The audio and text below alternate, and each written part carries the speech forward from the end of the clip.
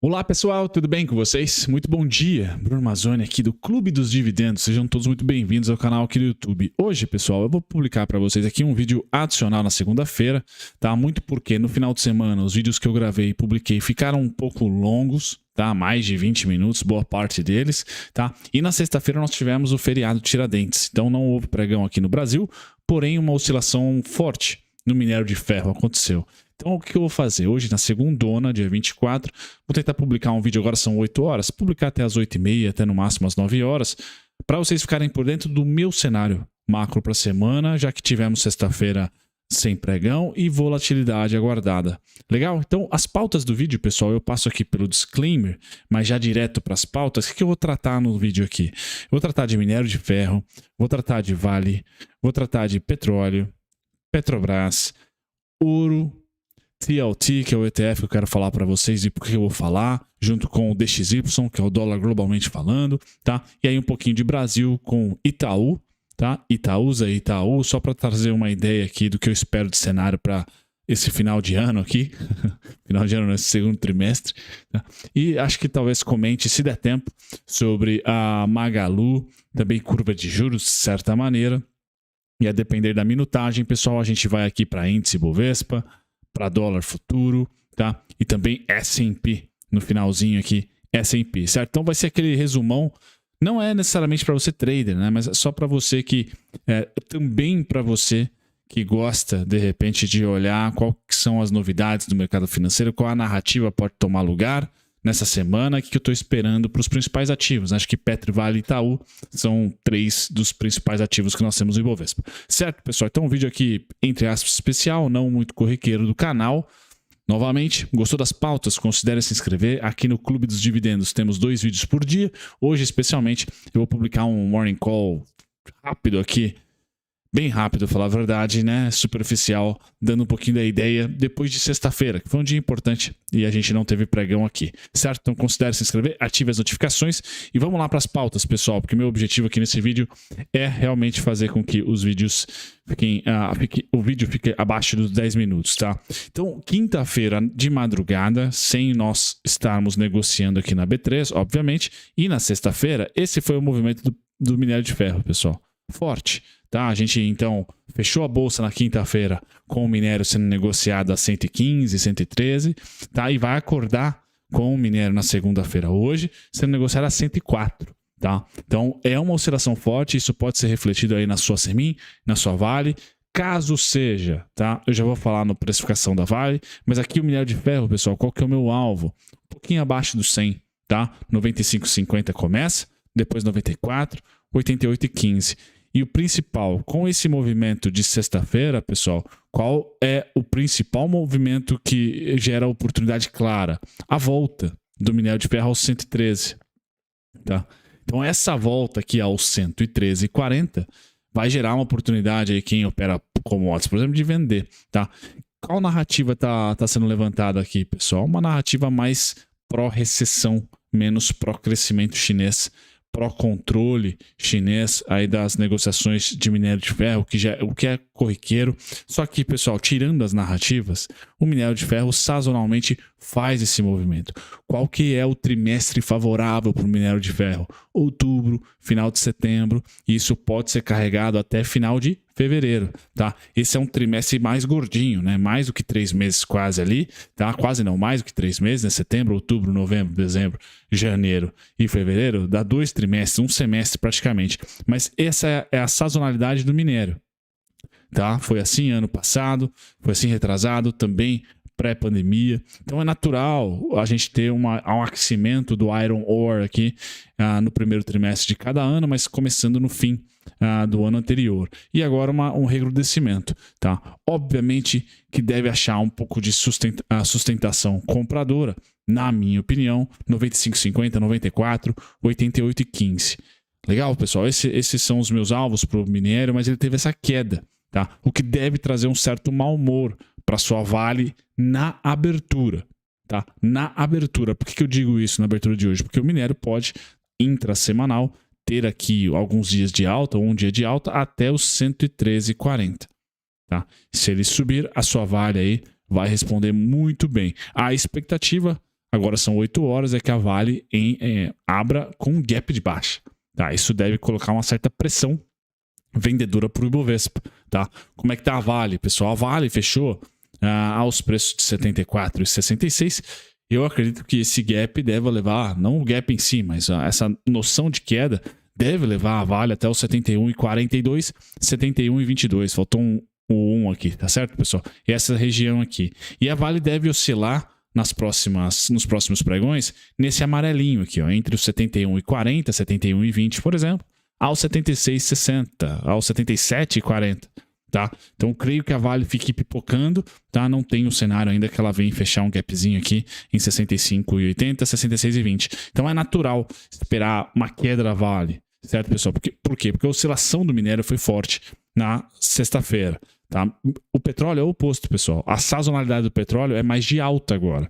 Tá? O petróleo tende a achar um topo ali em junho, julho. Então, a gente tem maio, na minha opinião, mais forte para o petróleo. Eu espero que a queda do petróleo para essa narrativa mais pró-recessão, que tomou lugar da Faria Lima gringa e da nossa, que provavelmente vai tomar também nessa segunda, a gente deve ter o petróleo seguindo aqui para no máximo 77, 76 dólares, né? E depois, já em maio, tá? Ou mesmo em abril, rumando de volta para os 87, para os 91. Essa é a minha expectativa. Então, o petróleo para cima, a queda, eu vejo mais como oportunidade no campo do petróleo. Do minério de ferro, não. Sazonalmente, ele deve ir murchando e vai acordar lá em setembro, vai acordar lá no segundo semestre. Tá? Essa é a minha expectativa devido aí às estatísticas de minério de ferro, por exemplo.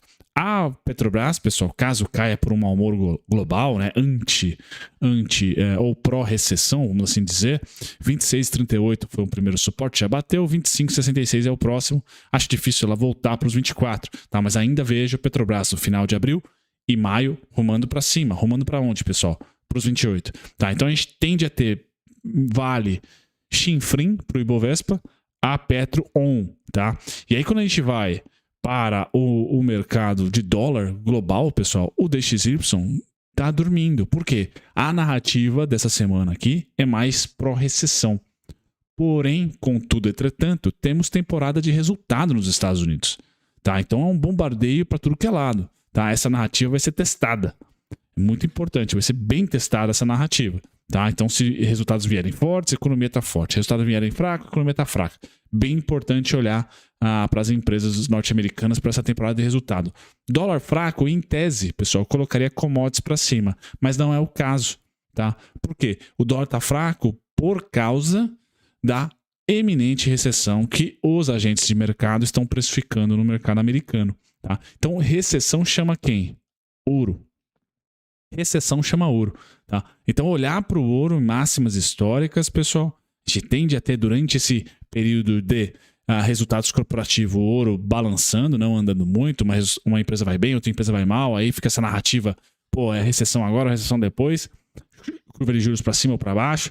Então, o ouro vai ficar um pouco volátil. Mas a tendência dele ser um trade para o ano, né? Continuar sendo o refúgio de segurança. O dólar perde o refúgio de segurança nesse estágio de possível recessão. Depois ele volta, tá? Mas nesse estágio atual, o ouro é quem está sendo o cara mais beneficiado, vamos assim dizer, com esse risco recessão. Quem está me escutando e acha que vai ter recessão, Ouro Futebol Clube continua sendo o seu grande... a sua grande proteção, não vai te deixar milionário, mas é uma proteção, tá?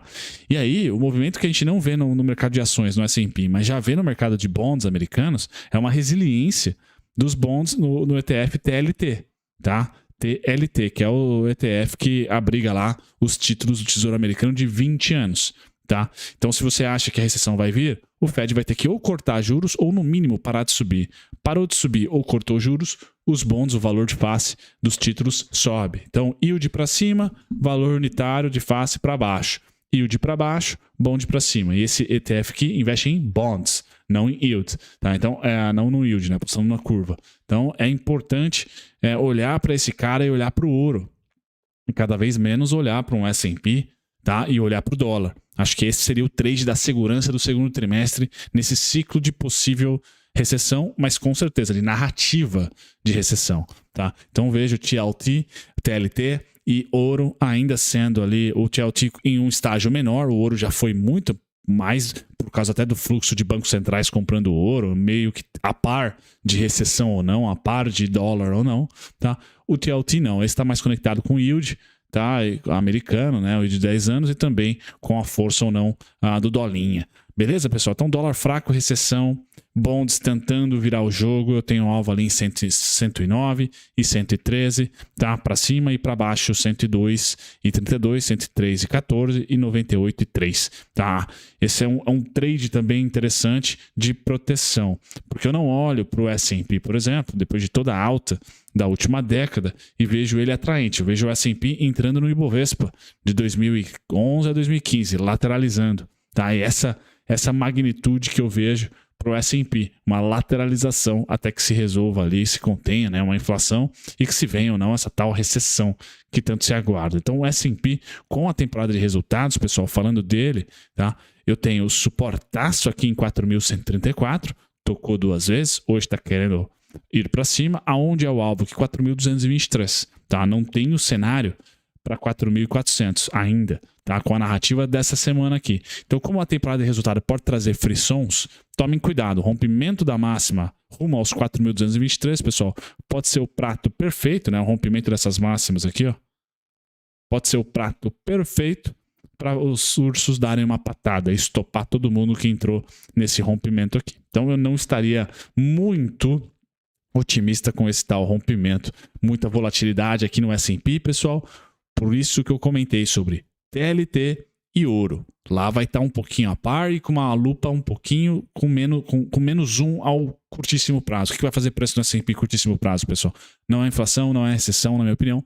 São os resultados corporativos que, de certa maneira, refletem aí recessão ou não. Pessoal, 12 minutos de vídeo. Eu finalizo aqui para falar, voltando para o Ibovespa, né? Para falar, olha, o petróleo eu acho que é para cima, o minério para baixo já está andando, mas o minério para baixo é lateral, o petróleo um pouquinho mais para cima direcional. E o setor financeiro, pessoal, o que eu estou olhando aqui? Eu estou olhando para o nosso ciclo lá de 2011, 2012 até 2015. Houve críticas aqui de pessoas que me seguem achando que nós estamos no ciclo lá da bolha de 2000, né? Um ciclo de inflação, faz sentido. Nós tivemos algumas crises geopolíticas naquela época também, então é um bom argumento. Eu que estou mais olhando para estagflação, e estagflação, o último ciclo que nós tivemos foi ali por volta de 2015, 16, mas de queda das commodities 2010 e 11. Então eu estou olhando entre esses dois mundos aí, 2011, 13, 2015, 16, tá? Para tentar juntar um movimento do Ibovespa. E quem se beneficiou ou quem se beneficiará, pessoal, porque eu acho que vai continuar sendo o setor financeiro nosso. Então, por isso que eu mostro a Itaúsa ali andando para cima em azul, em candles, né, na verdade, e o Ibovespa indo para baixo. Nós estamos em um momento muito próximo de se começar essa distinção em Ibovespa para baixo e a Itaúsa apontando para cima, o Itaú apontando para cima, coisa que nós tivemos ali em 2012.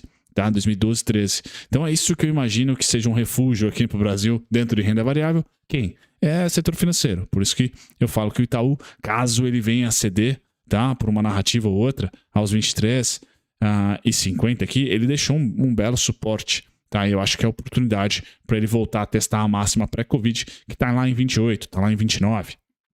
Legal, pessoal? Então, dentro do Brasil, né, seria ali dentro de equities, né, setor financeiro, tá? Talvez quando começarmos a ter uma queda do juros real, a gente vá para utilities também, tá? E se você quer risco, se você quer apostar em curva de juros, tá aqui também. Outra assimetria bem forte. Aqui eu utilizei a Magalu, mas pode ser qualquer outra small cap, pessoal. Os juros está caindo e as small caps, o juros está fechando e small caps fechando. Tá? Então você tem que apostar, ou os juros abre ou o small cap sobe.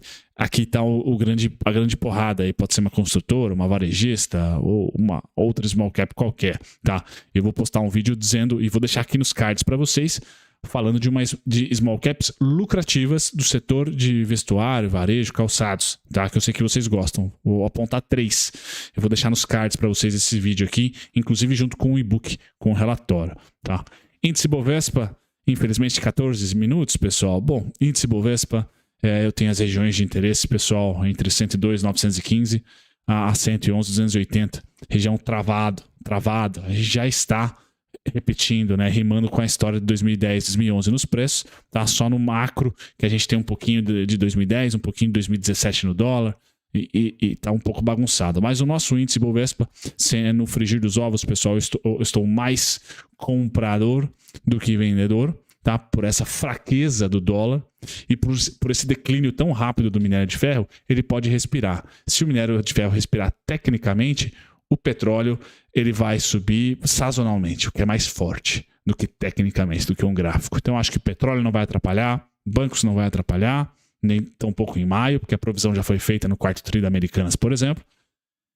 E aí, a gente vai ficar torcendo para a China reportar dados fortes e esse minério dar uma segurada, tá? Segurando, a gente performa, a gente muito provavelmente deve ver o índice aí de volta aos 111, 250, não digo em abril, porque já estamos no final, mas muito próximo aí de maio.